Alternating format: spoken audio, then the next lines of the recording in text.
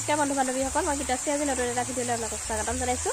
আজি আমি আহি পেলাই কাজিৰঙাৰ নেশ্যনেল অৰ্কিড উদ্যানত আমি উপস্থিত হৈছোঁহি।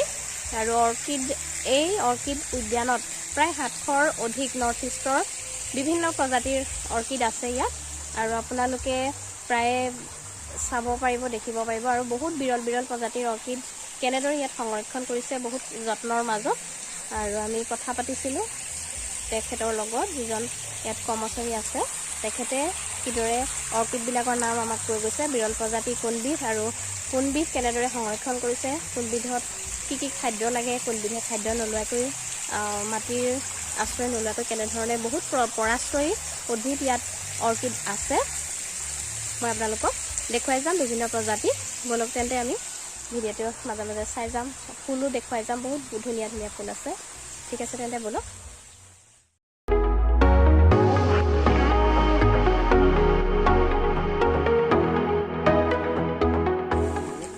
নাচনি কপৌ কালাৰটো বেলেগ ন, য়েল্লো।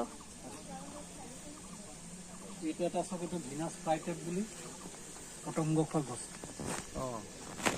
এই আমলকেইটা এনেকৈ মেল খাই থাকে। নামটো কি ক'লে? ভিনাছ ফ্লাইটেপ। ভিনাছ ফ্লাইটেপ ন? কাজিৰঙা নেশ্যনেল অৰ্কিড উদ্যানত আমি বহুতবিলাক অৰ্কিড দেখিবলৈ পালোঁ। তাৰ ভিতৰত নাচনি কপৌ, ভিনাছ ফ্লাইটেপ, বাল্বোফাইলাম। এই বাল্বোফাইলাম অৰ্কিডবিধ দেখিবলৈ বাল্বৰ দৰে। আনহাতে কপৌ ফুলৰ কিছুমানৰ গুটিৰ পৰাগযোগৰ বাবে এবিধ ফাংগাছৰ প্ৰয়োজন হয়। বতাহত গুটিটো ফাটি পেলাই যেতিয়া ওলাই যায়, সেয়া কিন্তু পুলি নগজে। মাইক'ৰাইজা নামৰ এবিধ ফাংগাছ পালেহে কপৌ ফুলৰ গুটি গজি উঠিব। কপৌ ফুলক সাধাৰণতে সেমেকা পৰিৱেশ লাগে। আমি ইৰিয়া নামৰ এবিধ অৰ্কিড দেখিছিলোঁ। এই অৰ্কিডবিধ ভালকৈ চালে দেখিবলৈ পোৱা যায় যে এটা টুপি পিন্ধি থকা পুতলাৰ দৰে দেখি। কালান্থি ৰবেন্স ডেনড্ৰবিয়াম, এই ডেনড্ৰবিয়ামৰ কেইবাটাও প্ৰজাতি দেখা গ'ল। নৰ্থ ইষ্টৰ সংগ্ৰহ এই 700ৰো অধিক অৰ্কিড অতি সঁচাকৈ সুন্দৰ। আন এটা অৰ্কিড ডান্সিং লেডি। এইজোপা আকৌ দেখিবলৈ এজনী নাচনীয়ে নাচি থকাৰ দৰে লাগে। ফুলপাহ সঁচাকৈ বহুত ধুনীয়া। লাইপেৰিছ গ্ৰছা অৰ্কিডজোপাৰ পাহিটো ডালত বহি থকা এটা চৰাইৰ দৰে দেখিবলৈ লাগে। ইৰিয়া ডেনড্ৰবিয়াম পাৰ্কাম, এপিডেণ্ড্ৰম, কেটলিয়া, মাটি কপৌৰ বহুত প্ৰজাতি দেখিবলৈ পালোঁ। এটা কথা জানিবলৈ পাই সঁচাকৈ ভাল লাগিল। কপৌ ফুলৰ এটা বিশেষত্ব জানিলোঁ।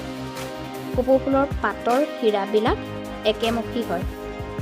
কচু পাতৰ যেনেকৈ বিপৰীতমুখী হৈ থাকে, ঠিক তেনেধৰণেৰে নাথাকে, একেমুখী হয় হীৰাবিলাক।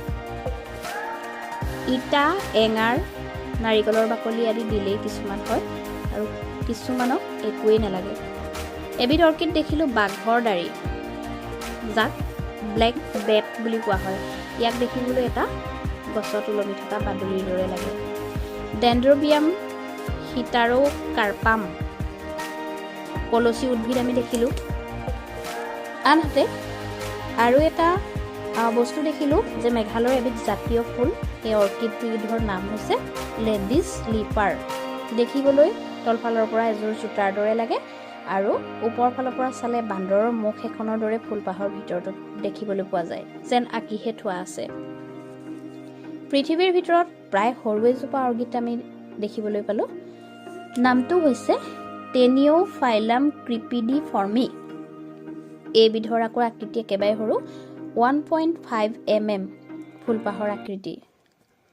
দেখি সঁচাকৈ ভাল লাগিল। বহুতকেইটা বিৰল প্ৰজাতিৰ দেখুৱালে ফুল। ইয়াৰ উপৰিও থলুৱা পখিলা কপৌ, থলুৱা কিছুমান কপৌ ফুলৰ প্ৰজাতি, ফ্লেমিংগো বা এন্থোৰিয়াম, যিটো আমাৰ বাগিচাত সাধাৰণতে আমি দেখিবলৈ পাওঁ, সেয়াও দেখিবলৈ পালোঁ।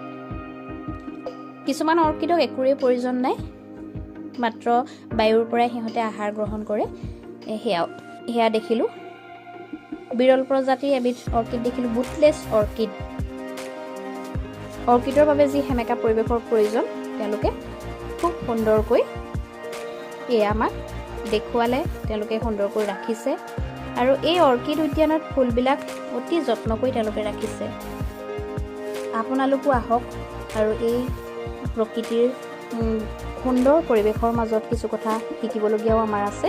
এটা কথাই মই অনুভৱ হ'ল যে এই অৰ্কিড উদ্যানত আমি বহুতো গৱেষণাৰ থল আছে। বিৰল প্ৰজাতিৰ পৰা থলুৱা প্ৰজাতিৰ বহুত অৰ্কিড আমি জানিবলগীয়া আছে, বহুতৰ বৈজ্ঞানিক নাম আমি জানিবলগীয়া আছে। গতিকে আমি জ্ঞান আহৰণৰ কাৰণেও অৰ্কিড উদ্যানলৈ এবাৰ আমি যাব লাগে প্ৰকৃততে। গতিকে সঁচাকৈ অতি সুন্দৰ। মোৰ এই অৰ্কিড উদ্যানৰ এই ভিডিঅ'টোৰ শেষ হ'ল বুলি আপোনালোকে নাভাবিব।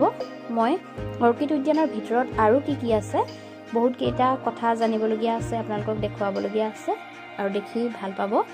আৰু আপোনালোকে মই অতি সোনকালে আন এটা ভিডিঅ' লৈ পেলাই আপোনালোকৰ ওচৰলৈ আহি আছোঁ। আশা কৰোঁ আপোনালোকে এই ভিডিঅ'টি আঁকোৱালি লোৱাৰ লগতে মোৰ পৰৱৰ্তী ভিডিঅ'কেইটাও আপোনালোকে চাই ভাল পাব বুলি মই আশা ৰাখিলোঁ। আৰু শেষত এটা অনুৰোধ কৰোঁ যে নতুনকৈ যিসকলে মোৰ ভিডিঅ'টো চাইছে সেইসকলে এটা লাইক কৰিব আৰু ছাবস্ক্ৰাইব কৰিবলৈ নাপাহৰিব। কমেণ্ট দিব আপোনালোকে ইয়ালৈ আহিছেনে আৰু নেশ্যনেল হাইৱেৰ পৰা কেনেধৰণে যায়, কি কৰে আপোনালোকে কমেণ্টত জনাব। যদি নাজানে আমি সুন্দৰকৈ বুজাই দিবলৈ চেষ্টা কৰিম। ধন্যবাদ থাকিল তেতিয়াহ'লে।